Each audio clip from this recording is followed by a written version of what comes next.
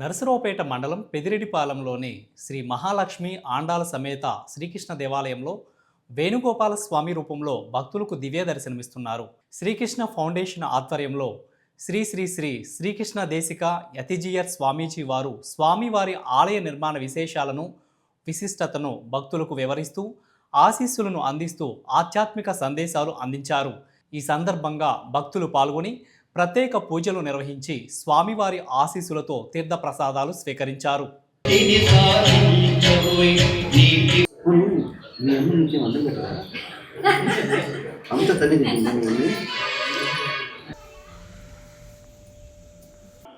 కృష్ణుడి ఆలయం కట్టించండి అని వీళ్ళు అడిగి ఇక్కడ స్థలం ఇచ్చారు. స్థలం ఇస్తే ఆ కృష్ణుడి విగ్రహాలన్నీ చేయించి మహాలక్ష్మి, గోదాదేవి, కృష్ణుడు ఎక్కడ ఉన్నప్పటికీ కూడాను మనకు గనక ఓపికంటే 8 మంది మహాలక్ష్మిలో పెట్టాలి. అష్టలక్ష్మి అంటారు. ఆ మహాలక్ష్మి ఒకే రూపంలో ఉంటే ఆమెను మహాలక్ష్మి అంటారు. ఆ ఒక్క మహాలక్ష్మి తన భర్త శ్రీమన్నారాయణ వారి సంతోషం కోసం 2 రూపాల్లో ఉంటే శ్రీదేవి, భూదేవి అంటారు. అదే మహాలక్ష్మి తన భర్త సంతోషం కోసం 3 రూపాల్లో ఉంటే శ్రీదేవి, భూదేవి, నీలాదేవి అంటారు. అదే మహాలక్ష్మి తన భర్త కోసం 8 రూపాల్లో ఉంటే అష్టలక్ష్మి అంటారు. మనకు గనక ఓపికంటే ఈ 8 మంది మహాలక్ష్మిని మీరు చెప్తారే, ఆదిలక్ష్మి, ధనలక్ష్మి, ధాన్యలక్ష్మి, విజయలక్ష్మి, గజలక్ష్మి, సంతానలక్ష్మి, వీరలక్ష్మి, ఈ విధంగా 8 మంది మహాలక్ష్మిని పెట్టడం చాలా విశేషం. కనీసం శ్రీదేవి, భూదేవిని పెట్టడం ధర్మం. ఆ శ్రీదేవి ఎవరో కాదు, సాక్షాత్తు మహాలక్ష్మినే. ఆ మహాలక్ష్మి ఎందుకు కావాలి? మనము ఆ భగవంతుడి దగ్గరికి పోయినప్పుడు ఇక్కడ బ్రతికాము అనేది కాదు. ఇక్కడ జన్మ ఎత్తిన తర్వాత మళ్ళీ వయసు అవుతుంది, ముసలి వాళ్ళు అయిపోతారు, రోగాలు వస్తాయి, మళ్ళీ చావు తప్పదు. మనకుండే కర్మకు మళ్ళీ పుట్టుక తప్పదు. చావడం పుట్టడం, చావడం పుట్టడం, ఇలా ఎన్నిసార్లు? ఎవరికైతే ఆ భగవంతుడి పాదాల దగ్గర శరణాగతి చేస్తారో వాళ్లకు ఆ మోక్షం అనేది కలుగుతుంది. ఆ మోక్షం అంటే మళ్ళీ ఈ జన్మ, చావు ఈ 2 లేకుండా ఉండడాన్ని మోక్షం అంటారు. మరి ఆ వైకుంఠానికి పోతే అపరిమితమైన ఆనందం, దాన్నే బ్రహ్మానుభవం అంటారు, బ్రహ్మానందం అంటారు. ఆ విధంగా శరణాగతి చేయాలి అంటే ఫస్ట్ మహాలక్ష్మి పాదాల దగ్గరే చేయాలి. ఆ మహాలక్ష్మి ఎవరు వచ్చినప్పటికీ నా బిడ్డ నా దగ్గరికి వచ్చాడు అనే సంతోషంతో ఆ మహాలక్ష్మి దగ్గరికి తీసుకుంటుంది. సీతాదేవిగా ఉన్నప్పుడు త్రిజట వాళ్ళందరూ కూడాను శరణాగతి చేస్తారు. అందరూ కూడా ఆంజనేయ స్వామికి పూజ చేస్తూ చెప్తారు, అసాధ్య సాధక స్వామిన్ అసాధ్యం తవ కిం వద, రామదూత కృపా సింధో మత్కార్యం సాధయ ప్రభు అని చెప్తారు. ఆంజనేయ స్వామికి అసాధ్యమైనటువంటిది లేదు, కానీ ఆయనకు కూడా అసాధ్యమైనది ఒకటి ఉంది. ఏంటది? వాల్మీకి రామాయణంలో రావణ సంహారం అయిన తర్వాత ఆంజనేయ స్వామి మళ్ళీ సీతాదేవి దగ్గరికి వస్తాడు. రాముడి వారు పంపిస్తారు. వచ్చి ఆమెకు చెప్తారు సమాచారం, అమ్మ యుద్ధం అయిపోయింది, రావణ సంహారం అయింది, రాముడి వారు జయించారు, ఇప్పుడు ఏం చేద్దామా? ఏం చేయడం ఏంటి, నన్ను వెంటనే నా భర్త రాముడి వారి దగ్గరికి తీసుకెళ్ళు అంటుంది. అలాగే తీసుకెళ్తానమ్మా, ఒక్క 2 నిమిషాలు టైం ఇవ్వంటాడు. 2 నిమిషాలు కాదు, 2 సెకండ్లు కూడా ఆగను, వెంటనే తీసుకెళ్ళి ఉంటుంది. అయితే ఆ సీతాదేవికి ఆంజనేయ స్వామి అంటే అపారమైనటువంటి వాత్సల్యం. అడుగుతుంది, ఎందుకు నీకు 2 నిమిషాలని?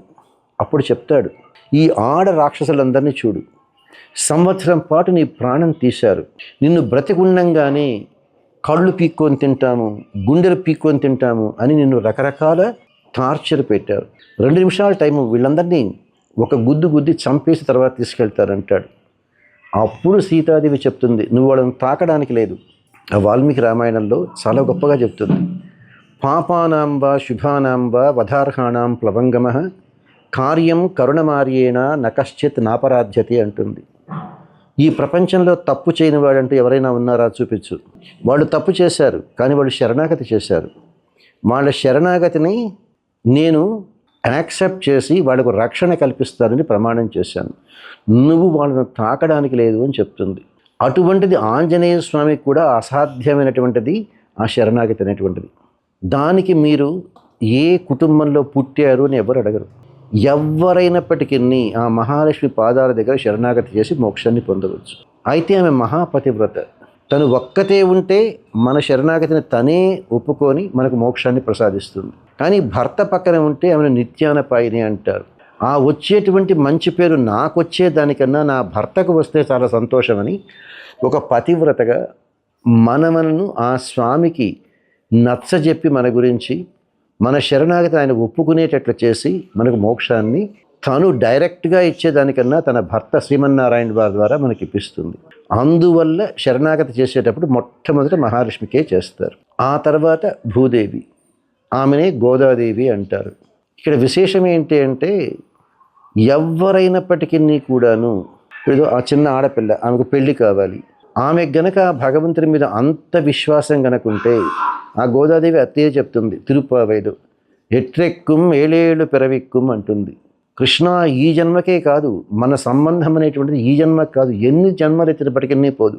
నువ్వు చేసుకున్నావా సంతోషం, లేదా 7 ఏళ్ళు 49 జన్మలు ఎత్తినప్పటికీ కూడా నిన్ను తప్ప వేరే కోరను అంటుంది. అదే ఆ మహాలక్ష్మి కనుకైతే ఈమె 49 జన్మలే చెప్పింది. ఆ మహాలక్ష్మి రుక్మిణి కళ్యాణంలో చెప్తుంది, వ్రతచర్యన్ 100 జన్మంబులను నిన్ను చింతించు ప్రాణములు విడచదని నిక్కంబు ప్రాణేశ్వర అంటుంది.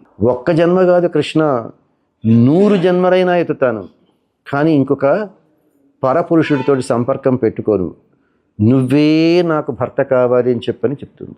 ఆ విధంగా ఎవరైనప్పటికీ కూడాను మోక్షం అనేది కావాలంటే ఆ శరణాగతిని ఇవ్వడం కోసమే ఇక్కడ ఆలయం కట్టించి ఇక్కడ పూజలు అర్చనలు, లేదంటే సంగీత కార్యక్రమాలు, లేకపోతే భగవద్గీత కానీ భాగవతం కానీ చెప్పడం కానీ, లేదా హోమాలు చేయడం కానీ, దేవుడికి కళ్యాణం చేయడం కానీ, ఆ సంతాన గోపాలకృష్ణ పూజలు చేయడం కానీ అవన్నీ చేస్తూ ఉంటారు. ఆ విధంగా వచ్చిందయ్యా ఈ ఆలయం.